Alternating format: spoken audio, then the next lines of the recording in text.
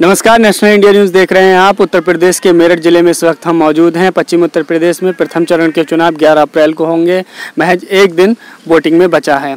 हम यहाँ एक पार्क में मौजूद हैं मेरठ में, और मेरे साथ में बीएसपी के युवा नेता अरविंद गौतम जी हैं, और साथ ही जो मेरठ को लोकल कवर करते हैं उमेश करुणा मौजूद हैं, जो अपना एक वेब पोर्टल भी चलाते हैं बहुजन हलचल नाम से। हम बात करेंगे। सबसे पहले मैं अरविंद गौतम जी से जानना चाहूँगा, किस तरह का रुझान है पश्चिमी उत्तर प्रदेश में इस दफा?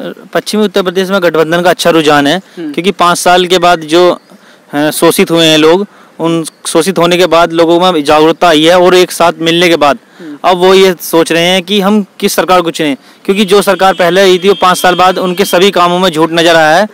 तो लोग झूठ से उभर कर अब एक ऐसी सरकार चाहते हैं जो कि उनके साथ रहे, उनका काम करे और उनका विकास करे।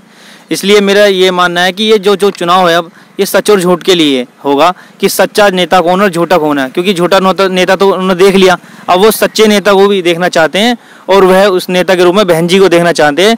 और बहन जी को पूरे देश में यही लोगों का विचार है कि बहन जी को प्रधानमंत्री बनाया जाए। अच्छा, उमेश जी, आप बताइए कि किस तरीके से यहाँ की जनता, जो लोकल जनता है, उसका क्या रुझान है, किन मुद्दों को लेकर के इस दफ़ा वो वोट करने वाली है? क्योंकि आपने यहाँ पर काफ़ी पब्लिक ओपिनियन किए होंगे, तो जनता के बीच में किस तरह के सवाल हैं, और वोट देने के लिए किस तरह की चीज़ें सोच रही है? मेरठ जो लोकसभा है, मेरठ हापुड़ लोकसभा, अगर मैं यहाँ की बात करूँ तो यहाँ पर हमने ग्राउंड रिपोर्टिंग की, और जिसमें हमने ये पाया कि यहाँ के जो ओबीसी समाज के लोग हैं और सर्व समाज के लोग हैं, उनका खास कर ये कहना है कि जो यहाँ पर प्रत्याशी है गठबंधन के याकूब कुरैशी जी, उनको जिताएंगे। और बीजेपी सरकार से काफ़ी निराश है। उनका कहना है लोगों का कि बीजेपी में खाली जुमले थे और किसी को रोजगार नहीं मिला, मतलब बहुत सारी समस्याएं हैं। मैं ज़्यादा नहीं बताना चाहता, लंबा टाइम हो जाएगा। तो हमने यहाँ पर एक जो वर्तमान सांसद है राजेंद्र अग्रवाल, उनका एक गोद लिया हुआ गांव है भगवानपुर चट्टावन, वहाँ हमने ग्राउंड रिपोर्टिंग की, और वहाँ हमने ओबीसी समाज के प्रजापति समाज, गुज्जर समाज और गडरिया समाज बोलते हैं, पाल समाज, बहुत सारे ओबीसी समाज के लोग थे, सैनी और आपके कुर्मी, काफी लोग थे वहाँ पर।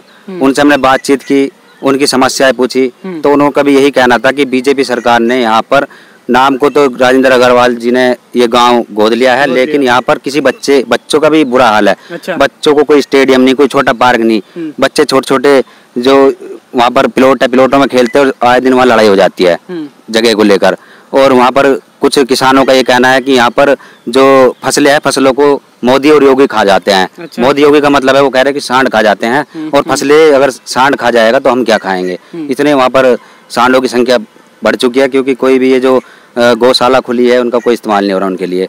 मतलब जमीनी रिपोर्ट से पता चला। और वाल्मीकि समाज जिसको कहते हैं कि ये बीजेपी को वोट करता है और ये बहुजन समाज पार्टी को वोट नहीं करता।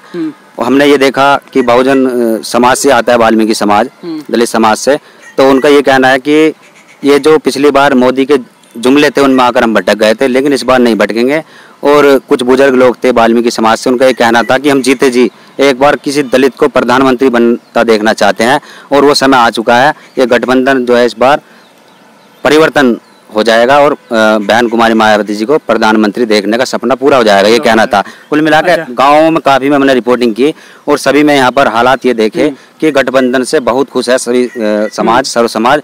और ये जो बीजेपी की सरकार है, इससे इतना दुखी है कि कहने को शब्द नहीं है। और बीजेपी का तो सुपड़ा साफ करने की बात कर रहे हैं, गालियाँ तक दे रही हैं महिलाएं। अच्छा, महिलाएं गालियाँ तक दे रही हैं, बहुत गंदी गंदी लैंग्वेज इस्तेमाल कर रहे हैं लोग बीजेपी के लिए। इसका मतलब जो बीजेपी की लहर 2014 में थी वो अब नहीं है? वो नहीं लग रही है, बिल्कुल भी नहीं लग रही है। अच्छा। और 23 मई को रिजल्ट पता चल जाएगा। कि मेरठ की तो सीट ये समझो आप सुरक्षित है। यहाँ से तो करीबन लाखों वोटों से याकूब कुरैशी जीत रहे हैं। और बाकी जो आपका बुलंदशहर है, हाँ, और जो दूसरे सहारनपुर है, और आपका बागपत में जयंत चौधरी भी निकल रहा है, क्योंकि वहाँ से हम अभी गए थे। आप भी लोग भी गए थे, वहाँ देखा हमने, पता किया, तो वहाँ से पता चल रहा है कि जो गठबंधन के प्रत्याशी है जयंत चौधरी जी लोकदल से, वो जीत रहे हैं भारी मतों से।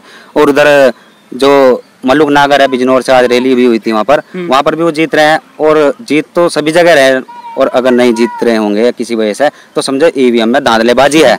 इस चीज से ये पता चल रहा है।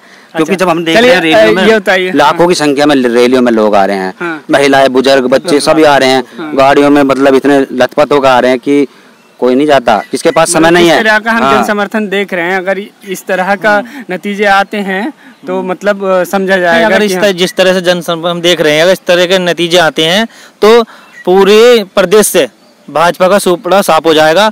अब मुझे लगता है कि कम से कम 70 में 50 सीटों की जमानत जब्त होगी। अब मुझे तो डर है कभी मोदी जी की भी जमानत जब्त न हो जाए। अच्छा, एक बात बताइए, आपने पीएम बनाने के लिए मायावती जी को कहा, किस तरीके से आपको लगता है कि समीकरण कैसे आप बना पाएंगे? हम समीकरण इसलिए बना पाएंगे कि जो बहन जी ने काम करती है वो सर्व समाज के लिए काम करती है। अब आप हमें ये देखना चाहिए ना, जो पार्टी सर्व समाज के लिए काम करती है हम उसे ही वोट दें। इतनी तो समझदारी लोगों में होनी चाहिए, क्योंकि आप देखोगे मोदी जी ने कोई भी काम पूरा नहीं किया। क्या नौकरी दे पाए, क्या रोजगार दे पाए, या किसानों के हो पाए? जब वो किसी के नहीं हो पाए तो कौन लोग हैं जो उन्हें प्रधानमंत्री बनाएंगे? कुछ चुनिंदा लोग होंगे। तो इसलिए बहन जी ने, मैं कहता हूं कि बहन जी रोजगार भी देती हैं, किसानों की भी मदद भी करती हैं, और गरीब जो महिला होती है उनकी पेंशन का भी काम करती हैं, मतलब सर्व समाज का काम करती हैं और सभी को जोड़ने का काम करती हैं। ऐसे ही नेता हमारे देश के लिए चाहिए जो सभी को जोड़ के चले, भेदभाव ना करे किसी में भी। उमेश जी, क्या लगता है कि कितना बेहतर प्रशासन बहन जी चला सकती हैं पीएम बनकर के? ये तो आपके सामने एग्जाम्पल उदाहरण है। पिछली सरकार जब 4 बार सूबे की मुख्यमंत्री रही है बहन जी मायावती जी, तो इससे बेहतर तो कोई प्रशासन चला ही नहीं। महिलाएं सुरक्षित थी और कहीं लूटपाट नहीं थी। आज की बात बताऊं, आज की वारदात 3-4 वारदात मेरे सामने हुई। 2 लड़कों की जो स्टूडेंट थे बाइक उठ गई, किसी के बैंक से पैसा निकाल लिया गया। मतलब इतनी वारदात हो रही है, किसी की चैन लूट ली, मर्डर हो रहे हैं खुलेआम। मतलब क्राइम बहुत ज्यादा बढ़ रहा है। ये जो प्रशासन है योगी का, उत्तर प्रदेश की बात करूं अगर मैं, फिलहाल है यहाँ पर तो इतना अत्याचार बढ़ चुका है कि कोई भी सुरक्षित नहीं है। ये मैं कहना चाहता हूँ। क्या लगता है कि बहन जी अगर पीएम बनती हैं तो ये चीजें कंट्रोल कर सकेंगे? ये तो कंट्रोल होगा। उन्होंने पहले भी करके दिखाया अपने सत्ता में। आप देखोगे एक भी कोई भी दंगा नहीं हुआ होगा उनके टाइम में। आप रिकॉर्ड उठा के देख लीजिए, कोई भी दंगा नहीं हुआ होगा। और जो भी चोर उचक्के हैं वो या तो डर जाते हैं या भग जाते हैं। चलिए, बहुत बहुत शुक्रिया आप लोगों से बात करने के लिए, हमें वक्त देने के लिए। तो मेरठ की ये सिचुएशन है। मेरठ की हम बात कर रहे थे। पश्चिम उत्तर प्रदेश में गठबंधन की रैलियां जिस तरह से हो रही हैं और उनमें जिस प्रकार से जिस तरह जन समर्थन आ रहा है, लाखों की भीड़ जो जिस तरीके से दिख रही है, उससे गठबंधन एक बहुत मजबूत स्थिति में नजर आ रहा है। लेकिन नतीजे किस तरह के सामने आते हैं ये आने वाले वक्त में ही पता चलेगा। वीडियो जर्नलिस्ट शुभम के साथ सुशील कुमार, मेरठ। आपने चैनल को सब्सक्राइब नहीं किया है तो प्लीज़ सब्सक्राइब कीजिए और ताज़ा अपडेट पाने के लिए बेल आइकन को दबाना ना भूलें।